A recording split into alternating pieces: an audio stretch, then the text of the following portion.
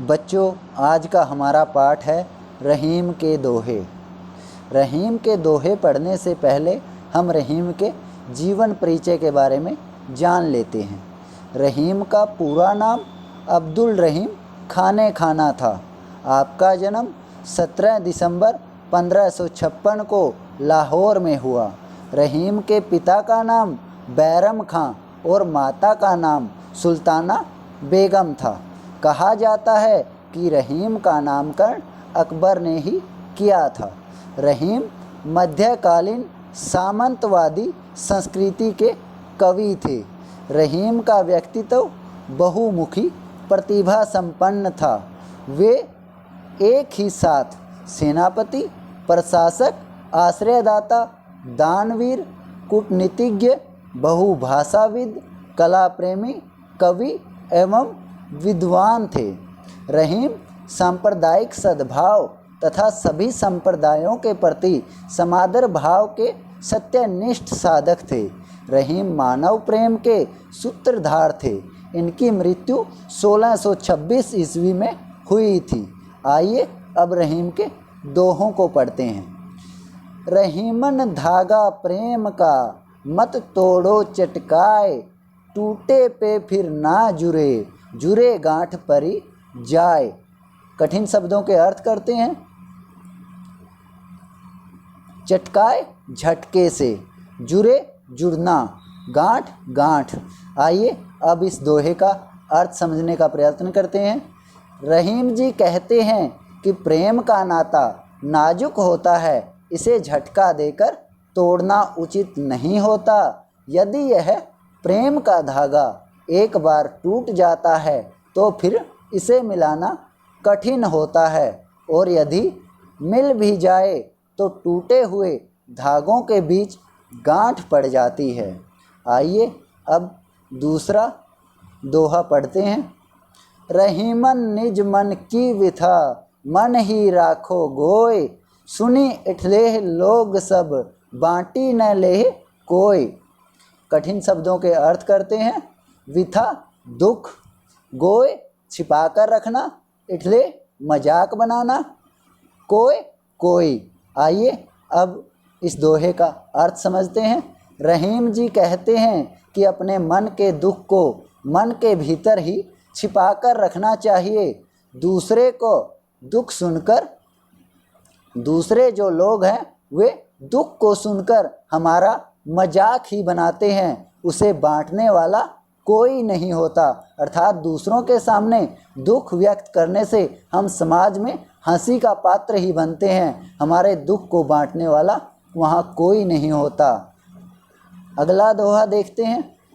एक ही साधे सब सधे, सब साधे सब जाए, रहीमन मूली सींचे बोए, फूलही फलही अघाए। कठिन शब्दों के अर्थ करते हैं।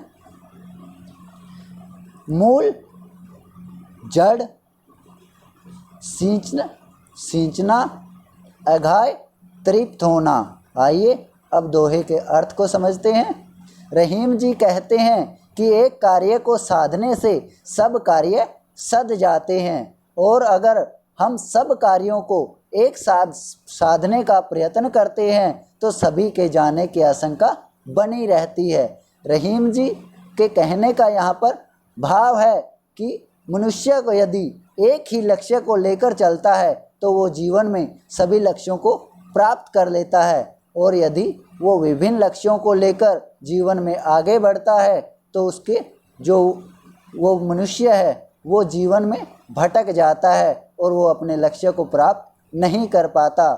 रहीम जी इसे एक उदाहरण के द्वारा समझाने का प्रयत्न करते हैं। वे कहते हैं कि जैसे किसी पेड़ के जड़ मात्र को सींचने से फूल और फल सभी को पानी प्राप्त हो जाता है, उन्हें अलग अलग सींचने की आवश्यकता नहीं होती। उसी प्रकार एक लक्ष्य को हासिल करने के लिए यदि मनुष्य एक ही लक्ष्य निर्धारित करता है और उसी की ओर कदम बढ़ाता है तो उसके सभी लक्ष्य जो हैं वो सध जाते हैं।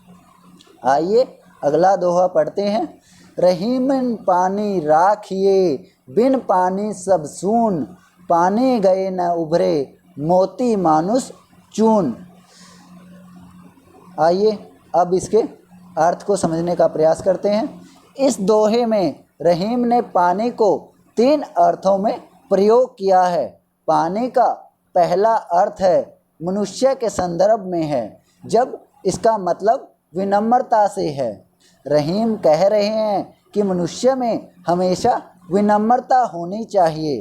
पानी का दूसरा अर्थ आभा, तेज या चमक से है, जिसके बिना मोती का कोई मूल्य नहीं है। पानी का तीसरा अर्थ जल से है, जिसे आटे से जोड़कर दर्शाया गया है।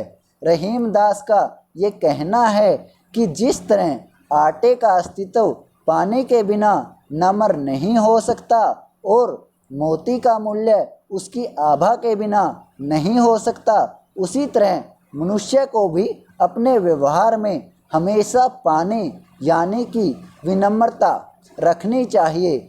इसके बिना मनुष्य का जीवन व्यर्थ है। आइए अब अगला दोहे को पढ़ते हैं। बिगड़ी बात बने नहीं, लाख करो किन कोय, रहीमन फाटे दूध को, मथे न माखन होय। आइए इसका अर्थ समझते हैं। रहीम जी कहते हैं कि मनुष्य को सोच समझकर व्यवहार करना चाहिए, क्योंकि किसी कारणवश यदि बात बिगड़ जाती है तो फिर उसे बनाना कठिन होता है। जैसे यदि एक बार दूध फट गया तो लाख कोशिश करने पर भी उसे मथ कर माखन नहीं निकाला जा सकता।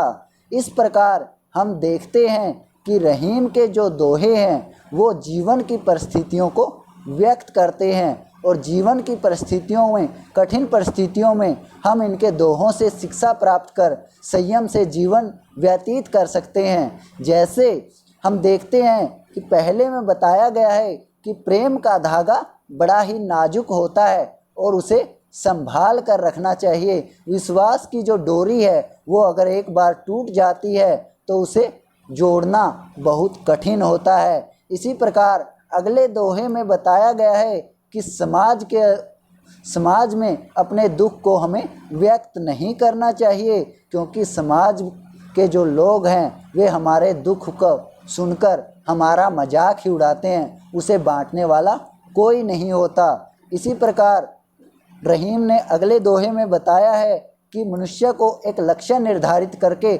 उसकी ओर बढ़ना चाहिए, तभी मनुष्य अपने लक्ष्य को प्राप्त कर सकता है। आगे रहीम ने मनुष्य के जीवन में विनम्रता के महत्व को प्रदर्शित किया है कि जिस प्रकार मोती की चमक और आटे के लिए पानी की आवश्यकता होती है, उसी प्रकार मनुष्य के जीवन में विनम्रता आवश्यक है। ऐसे ही रहीम जी ने बताया है कि हमें मनुष्य को सोच समझकर व्यवहार करना चाहिए, क्योंकि अगर एक बार बात बिगड़ जाती है तो उसे किसी भी प्रकार से बनाया नहीं जा सकता। इन सब उदाहरणों, इन सब बातों को, इन सब परिस्थितियों को रहीम दास जी ने विभिन्न उदाहरणों के द्वारा प्रदर्शित किया है और आशा करता हूँ कि बच्चे इन दोहों को पढ़कर जीवन की कठिन परिस्थितियों में इनका पालन करेंगे और संयम के साथ जीवन को अपने लक्ष्य की ओर निर्धारित करके उसमें बढ़ने का प्रयत्न करेंगे। इसी उम्मीद के साथ आज का पाठ यहीं पर समाप्त करते हैं। धन्यवाद।